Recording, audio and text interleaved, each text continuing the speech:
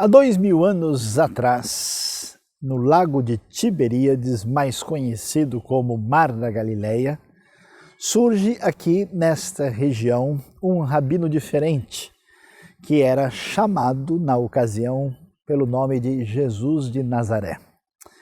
É interessante como Jesus vai caminhar por essa região e, tendo sido criado em Nazaré e tendo feito de Cafarnaum a sua referência, o seu centro de atividades, ele começa a anunciar uma mensagem diferente, começa a cativar o coração de alguns discípulos e ele inicia um movimento aqui dentro do contexto judaico da época. Estamos falando do primeiro século da nossa era. Jesus, como judeu, num contexto quando o povo é dominado pelos romanos, começa a apresentar as suas mensagens. Ele se apresenta como filho de Deus, se apresenta como um grande profeta, se apresenta como alguém que tem diversas lições para a vida do ser humano, tanto no âmbito pessoal como no âmbito social, e também claramente se apresenta como a grande esperança do contexto judaico da época, que é exatamente a chamada esperança messiânica. Ele é visto como o rei davídico. Agora, quando a gente reflete sobre a pessoa de Jesus, é necessário considerar que é possível fazer vários enfoques a respeito do assunto. Se quisermos fazer um enfoque absolutamente teológico, podemos falar de Jesus enquanto Messias, enquanto Filho de Deus, o que é que o Novo Testamento tem a dizer sobre isso, o que significa a ideia de Deus encarnado entre nós e todas as decorrências, qual a relação que isso tem com a doutrina da Trindade, etc.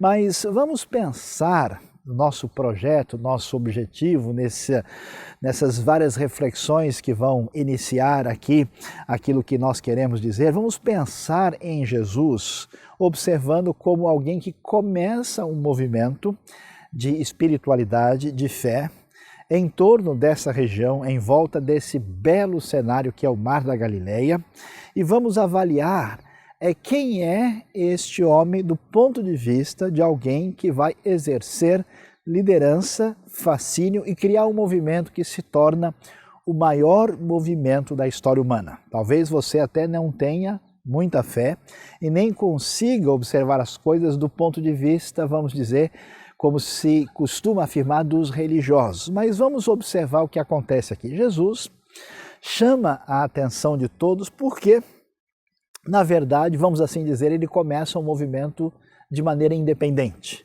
Havia naquele tempo vários grupos religiosos e políticos no ambiente do judaísmo e Jesus não fazia parte deles.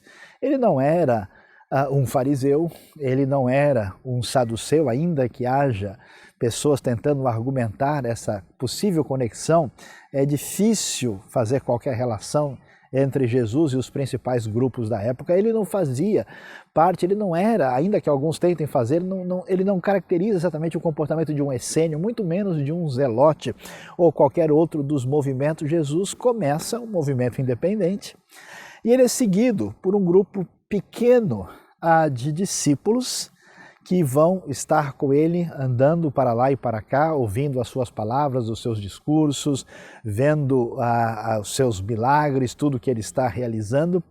E por incrível que pareça, esse homem que não escreveu nenhum livro, que gastou apenas 3 anos com esses discípulos nessa região pouco importante nos tempos bíblicos para os judeus, e pouco importante no cenário mundial de domínio do Império Romano. Como entender que este movimento se torna o movimento mais impressionante que nós conhecemos na história humana? Nós vamos ver como esse cristianismo, depois da morte e ressurreição de Jesus, ele acaba se espalhando pela região, vai atingir a região da Síria, vai atingir outras áreas. Aliás, nós lemos aí claramente em Mateus capítulo 4, já no começo do Evangelho, falando como o movimento de Jesus atingia as multidões e vinha gente de toda parte, inclusive da Síria,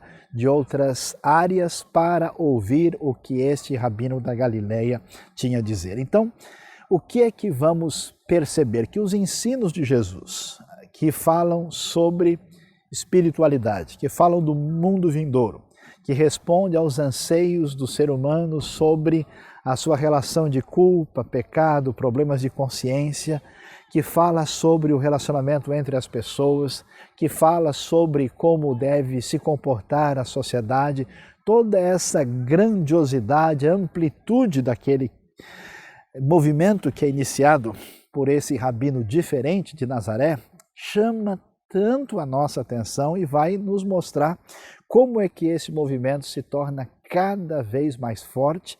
E é incrível porque a fé cristã surge e ela inicialmente é proibida, ela é perseguida, às vezes duramente perseguida. E quando nós estudamos a história da igreja, vemos no segundo século, terceiro, quarto século, o crescimento da fé cristã no Império Romano. É tão impressionante. Mesmo após tantas cruéis perseguições, vamos ver que as regiões inicialmente da Síria, depois no território onde está a Turquia, Grécia, indo na direção do Ocidente, na Europa, norte da África, é impressionante o crescimento das ideias de Jesus, como elas tomam conta do cenário antigo. E é valioso observar que aquela cultura romana ou greco-romana pagã, fundamentada num politeísmo naturalista, vai perdendo espaço cada vez mais e nós vemos que certos conceitos como fraternidade entre os homens, conceitos como amor ao próximo, conceitos de que existe um único Deus que nos explica toda a realidade debaixo do qual nós nos encontramos, certas ideias fundamentais que vão formar aquilo que a gente vai conhecer como referência ética e moral da civilização ocidental, daquilo que a gente chama hoje de mundo judaico-cristão, todos esses elementos surgem a partir da perspectiva de Jesus. Agora, veja, Jesus tinha os seus ensinamentos, Jesus tinha a sua maneira de ser, mas quando a gente olha para como é que Jesus agia, qual que era a estratégia de Jesus, como é que ele lidava com certas situações entre os seus discípulos, como é que ele enfrentava seus inimigos, como é que ele agia quando provocado, como é que ele reagia às vezes de maneira muito forte diante de certas circunstâncias específicas.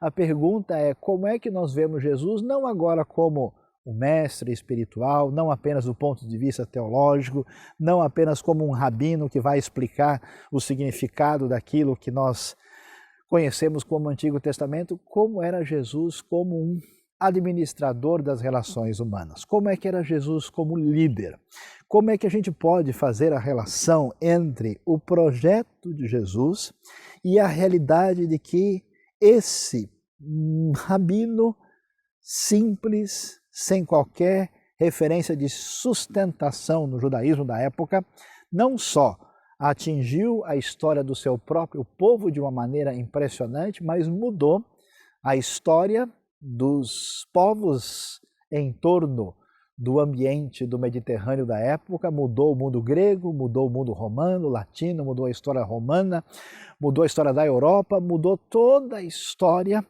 fazendo uma referência absolutamente tremenda que até hoje está presente em todo o mundo. Nós temos hoje aproximadamente 7 bilhões de pessoas neste mundo, dos quais pelo menos 1/3 deles, quase 2,5 bilhões de pessoas, se dizem, ainda que nominalmente, cristãos. E quando nós observamos essa realidade da cristandade com toda a sua diversidade, por mais que uns pensem de uma ou de outra maneira sobre referências teológicas e dogmáticas, todo mundo admira o caráter de Jesus de Nazaré, a pessoa diferenciada que ele é, o Salvador da humanidade, como ele se apresenta, e mais do que qualquer outra coisa, a sua atitude pacífica, que está sempre associada à ideia de amor, de tolerância, de misericórdia e de bondade. Quando nós deixamos a cristandade de lado e pensamos na realidade dos outros grupos humanos que têm perspectivas diferentes, é tão interessante ver que muitas pessoas que se consideram agnósticas ou ateístas ou têm outro tipo de perspectiva da realidade, imaginam sim que a cristandade, que a religião institucional é um grande problema, mas é impressionante que um grande número dessas pessoas admira o indivíduo Jesus de Nazaré, às vezes dissociado de todo o movimento que se seguiu a ele. Mesmo no ambiente do judaísmo histórico, muitos que, apesar de entenderem Jesus de maneira diferente da cristandade, admiram o rabino Jesus com suas ideias, com sua postura e sua atitude profundamente marcada por esse amor e por essa fraternidade. Pessoas de outras religiões, de outros grupos, a tradição islâmica, as outras tradições, sempre que mencionam Jesus de Nazaré, de modo geral, o fazem de maneira bastante positiva. Quem é este homem? Quem é este indivíduo? Talvez, seguramente, podemos afirmar que é a pessoa mais importante que já passou pela história humana. Nunca alguém passou tão pouco tempo com uma vida tão simples e conseguiu ter um impacto tão impressionante na história da humanidade. Seguramente Jesus é o maior líder de todos os tempos. Então nós queremos convidar você a iniciar esse nosso momento de reflexão sobre os segredos da liderança de Jesus. Jesus, muito mais do que um mestre religioso, é um mestre de vida, de como devemos viver e conduzir as nossas atividades. Se os seus ensinos fazem sentido, estão sintonizados com aquilo que chamamos de realidade, certamente nós seremos bem-sucedidos e acertaremos o caminho e a trajetória da nossa vida se aprendermos muito com Jesus, mesmo que nós talvez tenhamos algumas dificuldades com certos aspectos teológicos e dogmáticos que os evangelhos nos apresentam. Eu convido você, juntamente comigo aqui, a caminhar pela Galileia, por Jerusalém, por muitos lugares da terra de Israel para descobrir Jesus, o mais importante indivíduo que pisou neste mundo e o maior líder de todos os tempos.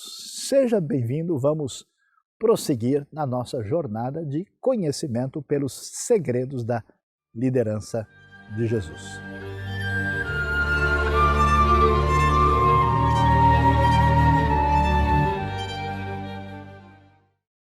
A escadaria romana, ainda hoje preservada, marca o que foi no passado uma escadaria que ia até o templo de Jerusalém, o segundo templo, que foi o templo da época de Herodes. Muito interessante observar que exatamente aqui, Jesus, tantas vezes com seus discípulos, também cercado de pessoas curiosas que falavam sobre diversos temas, tantas vezes andou aqui, na cidade de Jerusalém, nas festas anuais como a Páscoa, o Pentecoste, Tabernáculos ficava lotada de peregrinos e, conforme a lei dizia, todos deveriam comparecer aqui pelo menos 3 vezes por ano. E Jesus, enquanto passava por essa região, chegava aqui ao templo, vinha para Jerusalém. Em tantos episódios ele foi confrontado e foi hostilizado, rejeitado, especialmente pelos líderes religiosos de sua época. É interessante ver que essa controvérsia mais acentuada entre Jesus e os religiosos, muitas vezes os fariseus principalmente, em algumas vezes as pessoas mais ligadas ao templo, que eram os saduceus, e vale a pena observar assim, talvez o auge desse conflito, dessa relação bastante acentuada de ruptura e distanciamento que vamos encontrar entre Jesus e os líderes religiosos do seu tempo quando nós lemos o capítulo 8 do livro de João, especialmente vendo o confronto direto quando Jesus vai dizer aos líderes do seu tempo que eles eram filhos do diabo, vai bater de frente contra eles e vai dizendo coisas cada vez mais acentuadas até o ponto de dizer aquilo que poderíamos afirmar seria o imponderável. Jesus vai dizer, afirmando que ele existe antes de Abraão, ele começa uma controvérsia sobre o que é de fato o templo, o que deixa de ser, e ele então afirma que antes de Abraão existir eu sou. Bom, a frase eu sou é uma frase praticamente e completamente evitável para o contexto religioso daqueles líderes da época. Eles então jamais aceitariam essa afirmação, porque ao dizer isso, eu sou significa de fato uma espécie de postura de igualar a pessoa que fala com o próprio Deus, já que isso faz uma alusão, uma referência ao nome de Deus. E quando nós vemos esse conflito, essas asseverações diretas de Jesus, essa postura, vamos dizer, nada polida, muito pouco educada, um confronto aberto, direto, a pergunta que a gente levanta é: será que aquele Jesus manso, aquele Jesus sábio, aquele Jesus das parábolas, daquelas palavras tão marcadas pelo enlevo espiritual, será que ele desapareceu? Será que a coisa sumiu? O que é feito de Jesus e como é que nós podemos entender a sua maneira de dirigir os seus discursos e de apresentar aqui os seus ensinamentos e principalmente a sua postura? Não resta dúvida que Jesus vai ser apresentado, especialmente no livro de João, como um líder que é marcado por controvérsia. É interessante observar isso porque até hoje muitos líderes de quaisquer movimentos que tentam marcar presença, chamar atenção e que tentam vislumbrar o crescimento da sua causa, daquilo que desejam fazer, muitos dos líderes tentam fazer alguma coisa, mas é como a gente diz popularmente, parece assim gente sem sal e sem açúcar, gente sem tempero, sem mel e sem pimenta. Enquanto que na postura de Jesus é muito diferente. Jesus não é apenas um professor, ele não é apenas um mestre, ele não é apenas alguém que veio ajudar as pessoas a terem uma vida devocional mais intensa, mais marcada pela meditação. Ele é muito mais do que isso. Jesus é um líder e, portanto, um líder não é aquela pessoa que explica o mundo para os outros. O líder não é uma pessoa que faz com que a nossa mente fique satisfeita pelo entendimento da realidade. O líder é alguém que veio incomodar.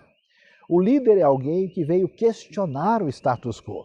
O líder é uma pessoa que levanta a lebre quando todo mundo está vendo uma coisa que não faz sentido, quando está todo mundo observando uma realidade questionável, todo mundo repete, porque é refém do status quo, do ambiente da sociedade. O líder bate de frente e diz: não pode ser assim. Todas as grandes revoluções benéficas do mundo que fizeram benefícios para a sociedade no sentido de trazer mais igualdade, de combater injustiça social, de combater abusos, escravidão e tantas coisas terríveis, só foram possíveis porque alguém radicalizou e bateu de frente de maneira controvertida contra o que estava acontecendo. Nós sabemos, pelo estudo da época, que a situação política e religiosa em Israel era muito complicada na ocasião. É verdade que muita gente era sincera, muitas pessoas liam a Torá, buscavam a vinda do Messias, estavam buscando inclusive uma vida sincera, piedosa, mais intensa, como foi o que aconteceu com grupos como o da comunidade de Qumran, os essênios, mas a grande verdade é que a maioria dos religiosos estavam reféns do sistema. Alguns tinham se vendido para os romanos, estavam naquela espécie de conchavo político da época.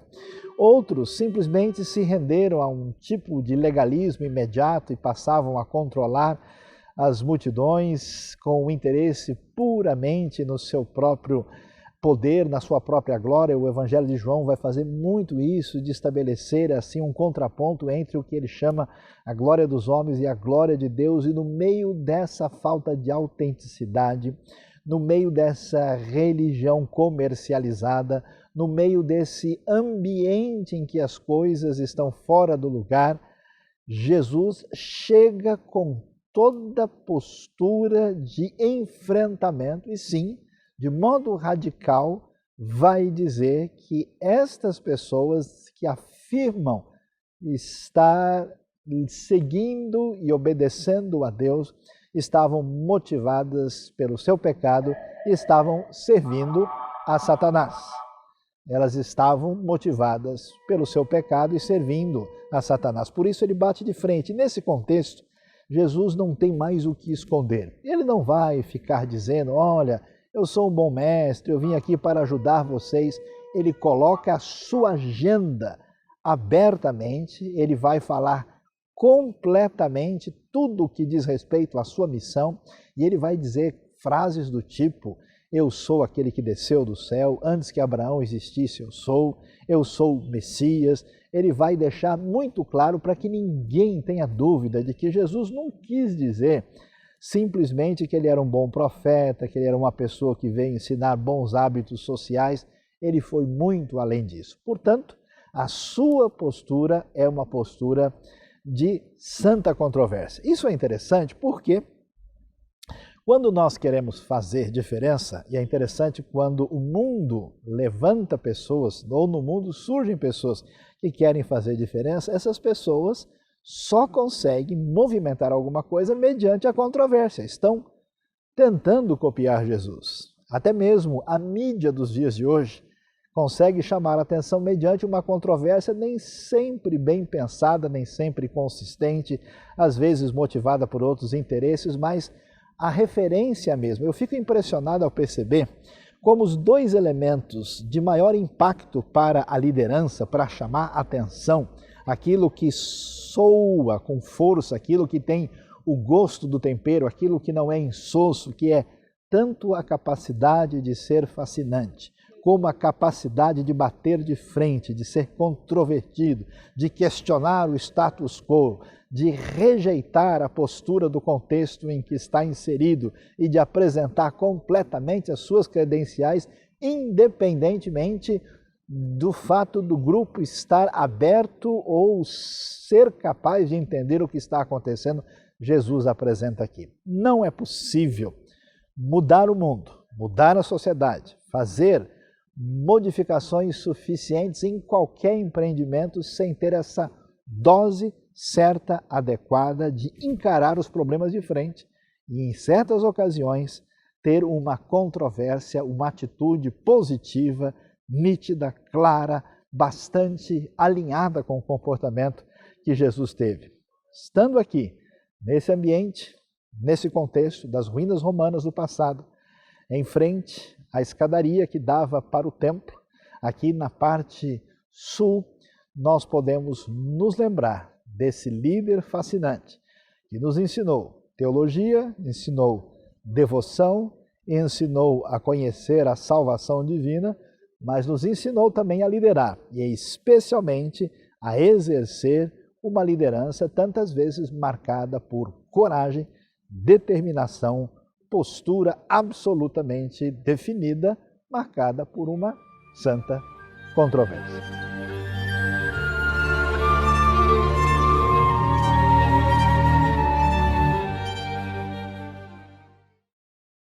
Estamos em Cafarnaum, a cidade principal do ministério de Jesus aqui na Galileia.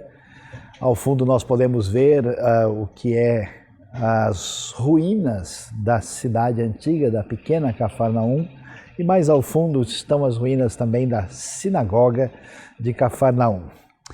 Quando nós lemos em Marcos capítulo 9, verso 33, nós vemos que Jesus está chegando em Cafarnaum e eles vão para casa.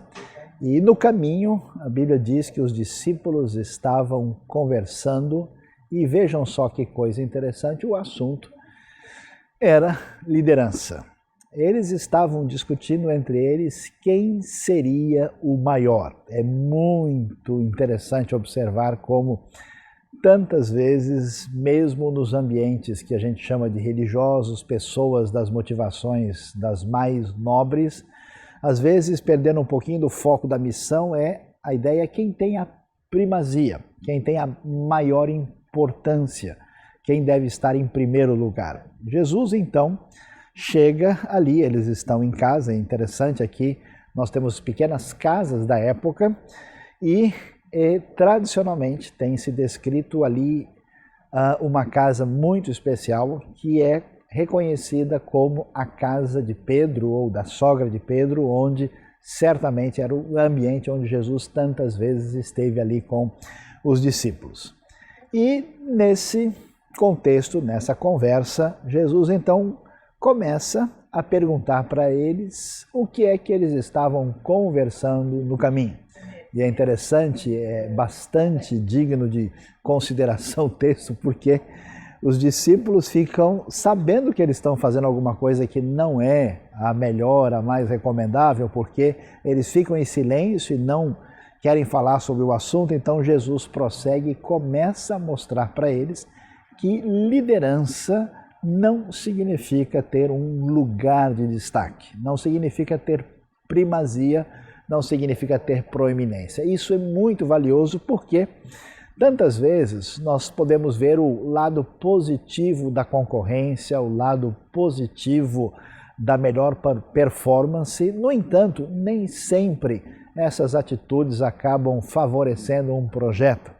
Hoje, o mundo corporativo, inclusive, está chegando à conclusão do valor de interagir, de ter uma espécie de cooperação entre as diversas partes, como isso tantas vezes é muito mais saudável do que a mera concorrência que pretende apenas colocar o outro como uma espécie de inimigo, alguém a ser vencido, alguém a ser batido. No primeiro momento a ideia parece interessante, mas de certa forma podemos dizer ela não tem tanto futuro assim. E assim, Jesus começa a mudar o foco da atenção dos discípulos e vai dizer para eles a grande realidade que precisa ser compreendida de que eles devem entender o que é liderança no projeto de Jesus. Jesus então chama uma criança, leva para eles e começa a mostrar algo que não estava na perspectiva, no horizonte dos discípulos, que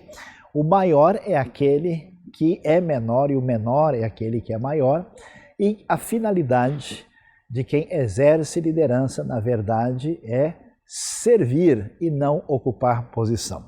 Talvez nem todo mundo tenha a compreensão de que ter proeminência não significa necessariamente ter o valor adequado, não significa ter importância de fato. É interessante observar que num organismo, se você olhar para qualquer pessoa, olhar para as suas orelhas, para o seu nariz, você vai ver muita proeminência. Mas sem dúvida, o coração, que é um órgão que não aparece, ou os pulmões que estão guardados lá dentro do corpo sem qualquer visibilidade, sem qualquer proeminência, eles têm valor completo no sentido de sustentação da vida, de sustentação do indivíduo. Portanto, nós devemos aprender com Jesus aqui o valor de que discutir e viver liderança não significa estar numa posição maior. Às vezes eu fico muito preocupado com a maneira como tanta gente gosta de ter títulos, de ter alguma coisa que estabeleça algum tipo de projeção, quem é mais importante, as pessoas valorizam demasiadamente, inclusive no próprio universo religioso, os diversos títulos que parecem, de alguma maneira, mostrar uma importância maior. Jesus sugere que a liderança verdadeira é uma liderança que significa uma libertação dessa projeção de uma imagem, de uma busca psicológica inconsciente de um valor que a pessoa imagina que deve ter e que, na verdade, não consegue. Por isso ela procura, de alguma maneira, descansar em cima ou sobre essa realidade criada de que ele é maior ou melhor que os outros. É tão interessante ver como diversos ditadores, tantas pessoas que exerceram uma liderança cruel, eram pessoas que tinham uma espécie de satisfação de sentir-se superior aos outros. Enquanto que a proposta de Jesus é: se eu sou líder no sentido cristão do termo, significa que a minha vida vai, de alguma maneira, conduzir as habilidades que Deus me deu nessa área para beneficiar as pessoas, para fazer bem às pessoas, especialmente às pessoas comuns. Por isso, a grande beleza, a grande maravilha que existe no caminho da boa liderança não é subir na direção elevada, mas é descer a escada, é dobrar o joelho, é baixar a cabeça, é caminhar numa direção de humildade e de aproximação intensa das pessoas a quem nós vamos ministrar. Por isso é muito compreensível o que Jesus começa a nos dizer aqui, quando ele diz e mostra um modelo de uma espécie de espiritualidade, de elemento que deve ser considerado, que é uma criança. Porque uma criança tem o coração aberto, ela vem com uma espécie de ingenuidade absolutamente tranquila, ela não tem cartas na manga, dificilmente uma criança fala uma coisa e está pensando outra. A criança vem com um sorriso no rosto, com o coração absolutamente aberto, e só é possível exercer uma liderança que de fato venha impactar e atingir as pessoas se for no caminho da descida. Alguém pode até pela sua posição, pelo seu poder, pela sua primazia, dar ordens, mandar, ordenar, fazer-se ser obedecido, mas jamais de fato vai impactar e mudar a direção da vida das pessoas adequadamente se não for por uma atitude de humildade, uma atitude absolutamente sintonizada com a conduta da criança e com os ensinamentos de Jesus.